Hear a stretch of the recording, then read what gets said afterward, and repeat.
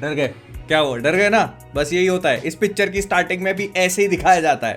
मैं बात कर रहा हूँ एक ऐसी मूवी की जो आज थिएटर्स में लगी, और अगर इसका नाम गलती से भी ले लिया ना तो जान को खतरा हो सकता है। बिल्कुल वोल्डेमॉर्ट, सॉरी, समझ रहे हो। और देखो, तुम्हें अगर आगे का मजा नहीं लूटना है और बस यहीं से जान के निकल लेना चाहते हो कि आखिरकार कैसी है, तो बस छोटे छोटे शब्दों में बता देता हूँ कि मेकर्स ने सोचा होगा कि यार एनिमल और मार्को तो मिलाना ही मिलाना है, क्योंकि वो आर रेटेड कल्चर जो चल रहा है आजकल उसका पार्ट बन जाएंगे, और साथ में क्रिस्टोफर नोलन टाइप शिट कर देते हैं। लेकिन अब पूरा का पूरा फोकस शिट वाले पार्ट पे ज्यादा था। तो देखो, जो मेन हीरो है ना मूवी का, वो एकदम खसकी खोपड़ी दिखाया है स्टार्टिंग से। उसको ऐसा दिखाया है कि वो एक्सीडेंट में रहता है और उसके बाद 6-7 महीने बीत चुके हैं और अब वो एकदम खसक चुका है। उसको एक लड़की से प्यार था, लेकिन वो लड़की एक्चुअली में कहीं पर भी एग्जिस्ट नहीं करती है। मतलब फोटो से गायब है, कब्र पे फूल चढ़ाने जाता है उसकी, तो बाद में पता चलता है कि किसी और की ही कब्र थी वो, और ऐसे करके दुनिया जमाने से उसका एग्जिस्टेंस मिट चुका है। लेकिन जो मेन हीरो है उसके दिल में अभी भी वो एग्जिस्ट करती है और कोई भी उसको वहां से हटा नहीं सकता, क्योंकि चोट दिमाग पे लगी है, दिल पे नहीं। फिर जो मूवी का मेन हीरो है उसने कहा कि इज्जत कपड़े उतारने से नहीं जाती। बिल्कुल सही बात है, क्योंकि आपने तो हर 10 मिनट में उतार के हमारे साथ मौत का नंगा नाच किया है ना। मतलब मूवी के कुछ कुछ ऐसे मोमेंट्स हैं जहां पर जो हीरो है ना वो अपने भाई से ही लड़ बैठ रहा है, क्योंकि वो खसकी खोपड़ी है और उसको लगता है कि भाई वो लड़की एग्जिस्ट करती है, लेकिन उसका भाई कहता है कि नहीं करती। और उसके आसपास जितने भी लोग हैं ना वो सब कहते हैं कि भाई तू पागल है। और इस प्रोसेस में इन लोगों ने कॉमेडी करने की कोशिश करी है। मतलब एक आंटी है जो कुछ 4 बातें बोल करके कॉमेडी करने की कोशिश करी है। फिर वो जो एनिमल वाले उपेंद्र लिमाय थे ना, वो भी कॉमेडी करने की कोशिश कर रहे हैं। जैसे सब कुछ कम पड़ रहा था ना, पड़ भी रहा था, तो फिर सोनम बाजवा को भी लेके आ गए, वही सेम मोनोलॉग रिपीट करवा दिया कि भाई थोड़ी कॉमेडी यहां पर भी हो जाएगी, लेकिन कहीं पर भी नहीं हो रही है। और कोशिश भी, खैर मैं भी किसको बोल रहा हूं, इन्होंने ही तो हाउसफुल 5 बनाई। और अगर मेन हीरो की एक्टिंग के बारे में बात करी जाए तो मैं क्या ही तारीफ करूं। मतलब उनको लगता है कि कंफ्यूज्ड होने का मतलब है बस चिल्ला दो, कहीं पर भी गुस्सा आ रहा है बस चिल्ला दो, अपनी फीलिंग्स को कैसे एक्सप्रेस करना है मैं चीख देता हूं यहाँ पर। और फिर किसी ने बोला होगा कि भाई ये एक जैसे डायलॉग क्यों बोलता है, तो यहाँ पर थोड़े आवाज में ऐसे बेस ला करके उसको, वो जो होता है ना कि क्रिस्टोफर नोलन, मैंने बोला था ना क्रिस्टोफर नोलन जो क्रिश्चियन बेल जैसे ब्रूस वेन में पहले बात किया करते थे, यहां पर उसने बैटमैन स्टाइल में बात करी है। Tell me your name। ये वो अनरिलायबल नैरेटर वाली सीन होता है ना कि वो कुछ भी दिखा रहा है, कुछ भी हो रहा है, तो क्या गारंटी कि सच ही होगा। तो बस ऐसा क्रिएट करने की कोशिश करिए। और फिर half way through the movie हमको थोड़े बहुत फ्लैशबैक दिखाए जाते हैं, जहां पर ये पता चलता है कि वो जो लड़की थी उसके साथ में इसका कुछ ना कुछ कनेक्शन था। इन दोनों की एक लव स्टोरी होती है। भाई एक तो लव स्टोरी मेरे को समझ में नहीं आई कैसे हो गई। मतलब वो लड़की जो होती है वो फोन चलाती रहती है, ये दौड़ता हुआ आता है, उसका फोन छीनता है, गुंडे को फेंक के मारता है, फोन टूट जाता है। वो लड़की कहती है फोन मेरी लाइफलाइन है। ये जेन जी का ज्ञान पेल देता है, वो लड़की को प्यार हो जाता है कि वाह वाह क्या ज्ञान पेल के गए, मजा ही आ गया। जेनजी बोल दिया यार, इसको तो कुछ घंटा फर्क ही नहीं पड़ रहा, मैं तो पूरी गीली हो गई। और जो मेन हीरो है ना पूरा जज करके प्यार करता है भाई। मतलब पहले फोन उठा के फेंका, फोन तोड़ा, उसने कहा फोन मेरी लाइफलाइन है, ज्ञान पेल दिया, तुम जेनजी हो, मुझे घंटा फर्क नहीं पड़ता, तुम कुछ भी करते रहो, फोन चलाते रहो। अगले दिन अस्पताल में 4 गुंडों को मार के ले गया। फिर पता चलता है कि वहां पे डॉक्टर है, and then he realises that he fucked up. भाई ये तो डॉक्टर निकली। फोन इसीलिए है क्योंकि इमरजेंसी कॉल्स आते होंगे। दिस, मैं मजाक नहीं कर, this is the entire love story here. और पता है वो लड़की जो है ना, वो अपने दोस्तों में इस कैरेक्टर को कैसे हाइप अप करती है।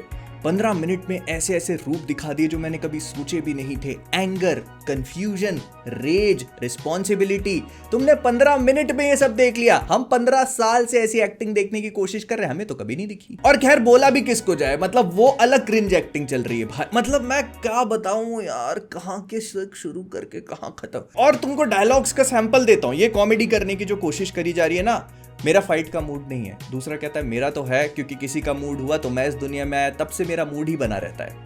हंसो हंसो ना। और भाई दुनिया जमाने की बकचोदी चल रही। मैं मतलब कोशिश करता हूं कि मैं ऐसे शब्दों का इस्तेमाल ना करूं, लेकिन गर्दन पे इतना सा कट लगा, 3 mm से ज्यादा लंबा नहीं होगा अगर स्केल से नाप के देखोगे तो। उसमें जो मेन हीरोइन है वो कहती है कि आप एडमिट हो जाओ, आपको तो जान का खतरा है, हम आपको ऑब्जर्वेशन में रखना चाहते हैं। यहाँ पे खून बड़ी मुश्किल से खून नहीं बह रहा था भाई। और रात में डॉक्टर की याद आ रही है तो बैंडेड निकाल के फेंक दिया। और वो सामने खड़ा हुआ कंपाउंडर भी चिल्ला रहा है इमरजेंसी इमरजेंसी। हाँ मरी तो रहा था ना, वो यमराज दरवाजे से आकर के लौट गया। तो कंपाउंडर किस काम का है भाई, एक बैंडेड ही तो लगाना है। तो अगर तुम अभी तक ये वीडियो देख रहे हो और चाह रहे हो कि इस क्रिंज को खुद एक्सपीरियंस करना है तो फिर यहीं रुक जाओ, क्योंकि मैं बताने वाला हूं जो मेन मूवी का प्लॉट है। वो तो होता पता है क्या है, जो मेन विलन है ना वो किसी से प्यार करता था, वो लड़की सेम ये जो मेन एक्ट्रेस है उसके जैसी नजर आती। अब वो लड़की एकदम बैड एस टाइप की, लोगों को कहीं भी हाथ काट दे रही है, पैर काट दे रही है, और वो प्रॉपर प्योर इविल वर्जन। तो जब इनकी शादी हो रही होती है, एक गैंग वाले आकर के इन पे अटैक कर देते हैं। जब अटैक होता है तो उसमें वो विलन की जो फीमेल विलन होती है, शी डाइज। और फिर जो मेन विलन होता है, इज लाइक कि मेरे से सब कुछ छीन लिया भगवान, मेरे को अंडू करो, ये जो तुमने किया इसको अंडू करो। तो वो चर्च से बाहर निकल ही रहा होता है कि तभी उसकी जो मेन हीरो है उसकी लड़की पे नजर पड़ जाती है, क्योंकि दोनों एक जैसी दिखती है, तो वो खुश हो जाता है। और फिर वो एक एक्सीडेंट करवा करके इस लड़की को अपने घर पे ले आता है, और जितने भी हीरो के आसपास वाले होते हैं उनको पैसा दे के, धमका के कहता है कि तुम इसको बोलो कि ये हेलुसिनेट कर रहा है, जबकि वो कुछ भी, basically everything was a setup, कुछ भी नहीं होता। एंड तुमको शायद सुनने में इंटरेस्टिंग लग रहा होगा ये, लेकिन ट्रस्ट मी, जब तुम इसको बैठ के देखते हो ना, तुम्हें बिल्कुल भी नहीं लगता, because you know what is going on. और फिर ना एक एक मोमेंट को स्पून फीड कराते हैं। मतलब एक छोटा सा एग्जांपल देता हूं, ठीक है। एक फाइट सीन चल रहा है जहां पर जो लड़की है वो विलन के साथ मिलकर के वो गैंग वालों को मार रही है, और उतने में दिखाते हैं कि एक बंदे ने शूट किया। अब जब पूरी फाइट खत्म हो जाती है तब हमको पता चलता है कि उस लड़की को गोली लग चुकी है। अब तुम्हें समझ में आ चुका है कि उसको क्यों गोली लगी, कैसे लगी होगी, लेकिन नहीं, तुमको वो पूरा फ्लैशबैक दिखाया जाएगा, क्योंकि कहीं कंफ्यूजन ना हो ना कि गोली लग कैसे गई, तो पूरा दिखा रहे। और ऐसे करके इन्होंने हर एक मोमेंट जो मूवी में हो चुका है उसमें किसी को भी कंफ्यूजन नहीं होना चाहिए।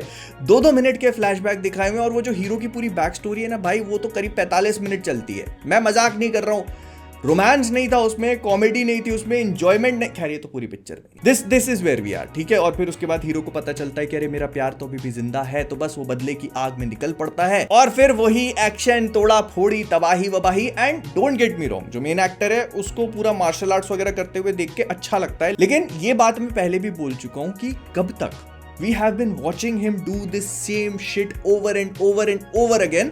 यहां पर चलो उन लोगों ने थोड़ा सा चेंज किया है कि डांस वाली चीजों को इंक्लूड नहीं किया, लेकिन फिर भी 5 गाने हैं, 5 गाने 2.5 घंटे की पिक्चर में 50 मिनट का फ्लैशबैक, 5 गाने। अब तुम सोच ही सकते हो कि मतलब सामने वाला सीट पे बैठ के क्या अपनी लाइफ चॉइसेस को रिग्रेट कर रहा था मैं। एंड ना ऑनेस्टली बताऊं तो मूवी का प्लॉट इतना खराब नहीं है, क्योंकि इन लोगों ने इसमें काफी सारी चीजें इंक्लूड करने की कोशिश करी। इट्स जस्ट दैट उसका एग्जीक्यूशन बहुत पैथेटिक है। आई एम श्योर अगर इस स्टोरी को थोड़ा बहुत ठीक तरीके से लिखा जाता और इसके कुछ मोमेंट्स ऐसे हैं जो बहुत ज्यादा स्पून फीड नहीं कराए जाते, तो शायद हम उन कैरेक्टर्स के बारे में केयर कर पाते जिनकी मौत हो रही है, या फिर कुछ भी इमोशनल एंगल जहां पर इन लोगों ने इंक्लूड करने की कोशिश करी है वो उतना सोललेस फील नहीं होता। बट जस्ट बिकॉज चीजों को इतना ज्यादा ड्रैग किया गया है, इट फील्स कि भाई बस करो, भगवान के लिए बंद कर दो। और कुछ डायलॉग्स हैं जो एक्चुअली क्वाइट लिटरली सेंस नहीं बनाते। वो एक लड़की है जो किसी का हाथ काट के ले आई, बोले हाथ ले आई, लेफ्टी था, सामने वाला भाई हंस रहा है जोर जोर से, हा लेफ्टी था, इसका बाप भी लेफ्टी था।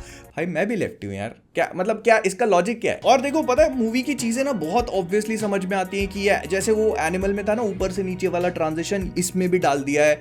खून खराबा तो सिर्फ और आर रेटिंग जो है वो जानबूझ के ली गई है। इट इज बेसिकली गिमिक की, ये समझ में आ गया बिकॉज एनिमल और मार्को वर्क कर रही थी, तो ठीक है इसमें भी हम आर रेटिंग कर देते, उसकी जरूरत नहीं थी। फिर वो हॉलवे वाली फाइट सीक्वेंसेस, एंड कंसिडरिंग कि जो एक्टर है वो मार्शल आर्ट्स में इतना ज्यादा प्रोफिशिएंट है, तो तुम्हें लगेगा कि हाँ एक्शन सीक्वेंसेस अच्छे होंगे। नहीं, उसमें भी बहुत सारे कट मारे हुए, इतना चॉपी रखने की कोशिश करिए। हाँ कुछ वन टेक सीक्वेंसेस हैं जो एक्चुअली देखने में अच्छी भी लगती हैं, लेकिन उसके अलावा सब कुछ ना बहुत ज्यादा चॉपी है भाई। एंड पता है इट्स ओके, आपने रेफरेंसेस उठाए, कंप्लीटली फाइन। आपने किसी दूसरी मूवी को देखकर उससे इंस्पिरेशन ड्रॉ करिए, ऑल्सो फाइन, लेकिन कम से कम अच्छा प्रोडक्ट तो तैयार करो। This is just another piece of shit coming out from a studio जिसने कुछ ही महीनों पहले एक और शिट हमको सर्व करी थी। बस ठीक है, at this point I think I am just ranting. तो मुझे लगता है कि अगर इसको मॉकटेल मीटर में मुझे रेट करना होगा तो मैं इसको स्किप बोलूंगा। एंड I don't think कि ये तुम्हारे लिए न्यूज़ है, this is something that everyone pretty much new. लेकिन हाँ जो चीज़ न्यूज़ है वो है सब्सक्राइब बटन। तुमने नहीं किया है तो करो। मैं मिलता हूँ अगली वाली में। थोड़ा मतलब क्या है, मूवी के शोज के हिसाब से देख रहा हूँ, इसके बाद कॉन्जरिंग, फिर Bengal files, everything will be covered. चलो बाय बाय।